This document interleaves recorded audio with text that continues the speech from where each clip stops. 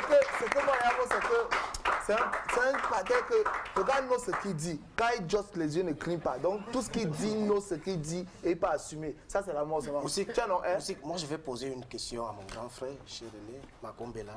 Yes. Est-ce que, Marco, est-ce qu'un jour vous êtes assis, c'est-à-dire vous les décideurs et les artistes, et vous avez cherché à savoir qu'est-ce qui est à la cause de toutes ces divisions? Est-ce que c'est l'argent? Parce que les mauvaises langues dans la rue disent que c'est parfois à cause du mauvais partage de l'argent, du gombo, que tout ceci naît. C'est-à-dire ces guerres fratricides qui naissent entre vous, les artistes. Bon, c'est vrai que beaucoup viennent dans ces choses-là pour assouvir leurs ambitions personnelles. Non, je sais où Oui, non, on ne peut pas éluder cette question. C'est-à-dire il y a des gens qui viennent pour leurs ambitions personnelles et qui savent qu'il y a beaucoup d'argent dans le droit d'auteur et s'intéressent à cet argent. Ils veulent en faire main basse pour leur intérêt personnel. Tout à fait. Eh bien, ces gens-là, malheureusement, comme nous savons qu'ils sont là, il faut qu'il y ait également des gens de l'autre bord qui soient prêts à les combattre. Bon, voilà pourquoi il y a toujours ces divisions.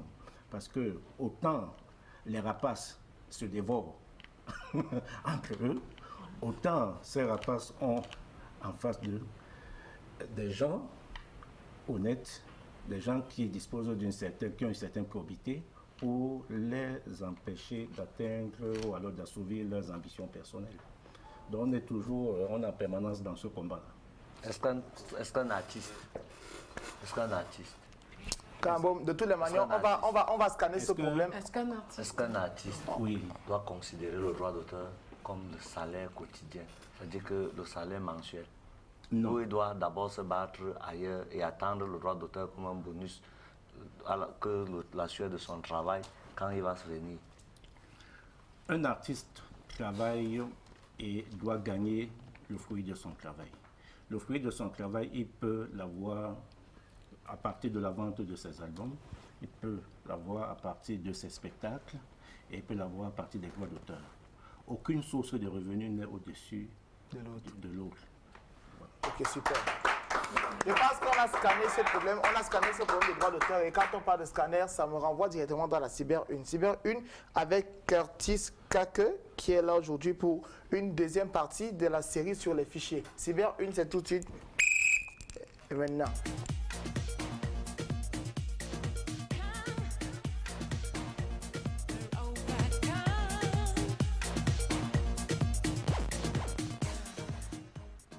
Pas comme ça. On est encore là, il n'est pas encore 12h, il n'est pas encore 11h50. Donc, on a Curtis Kake. Curtis Kake, bonjour. Bonjour, Steve. Comment tu vas? Très bien. Ton ordinateur se porte bien? Toujours. Aucun virus? Pas de souci. On est sur la série 2 des fichiers, les fichiers. Tout à fait. Ok, papa. Alors, dis-nous, un rappel sur les extensions de fichiers déjà. Alors voilà, la semaine dernière, on a commencé, comme tu l'as dit, avec la série sur les fichiers. Déjà, pourquoi? Parce que le fichier, c'est l'élément essentiel qu'on manipule en informatique au quotidien. Donc, il est important de bien saisir la notion de fichier et de savoir ce qu'on manipule au quotidien. Alors, on a dit, par rapport aux extensions de fichier, que c'était la terminaison du fichier. Donc, nom du fichier, point, les 3 lettres qui suivent. C'est ça qu'on appelle l'extension du fichier. Et ça permet de renseigner sur le format du fichier et sur l'application qui sera utilisée pour traiter le fichier.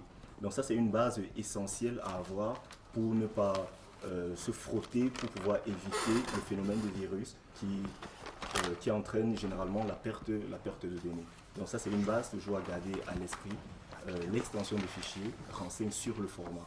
Donc, si on a un fichier texte, il faudrait toujours s'assurer que l'extension associée à ce fichier texte est une extension texte. Si ce n'est pas le cas, c'est que vous êtes en face d'un fichier corrompu et il faut le supprimer. Donc ça, c'est concernant les extensions de fichiers qu'on a mentionné la dernière fois. Voilà, maintenant un tour d'horizon sur les exécutions automatiques. Exécution automatique. Donc, avec l'avancée de l'outil informatique, on tend à automatiser un certain nombre de tâches pour faciliter la vie. Donc, de plus en plus, on a tendance à laisser l'ordinateur traiter un ensemble d'informations à notre place. Donc, cela rend l'utilisation de l'outil informatique plus facile, plus fluide. Et ça comporte également quelques risques. Parce que quand on laisse tout, quand on automatise tout de A à Z, on laisse carrément la latitude à l'ordinateur de décider d'un ensemble de choses pour nous, ce qui peut poser des problèmes. Mais toujours est-il que c'est utile et ça a des failles. Ça a également des failles. Donc autant c'est utile, autant c'est un danger. Donc là-dessus, on va s'approfondir sur le cas des supports amovibles, donc des clés USB, des CD qu'on branche généralement sur nos ordinateurs. Alors qu'est-ce qui se passe? Généralement quand on met un CD, s'il contient de la musique, dès qu'on le lance, le lecteur de musique de notre ordinateur va s'ouvrir automatiquement. Donc c'est une tâche automatique qui nous permet de gagner en temps. Quand on va brancher notre clé USB sur notre machine, le contenu directement va s'afficher. Ça c'est une exécution automatique et qui est principalement gérée par un fichier qu'on appelle Autorun, qui se trouve sur le dit fichier. Donc c'est ce qui concerne la partie qu'on attaque tout de suite. Ok. Donc Autorun.inf, vous l'avez sûrement vu, si ceux qui manipulent beaucoup les clés ou les CD. J'ai peut-être ouvert déjà une clé et vous avez vu un fichier qui s'appelle Autorun à l'intérieur.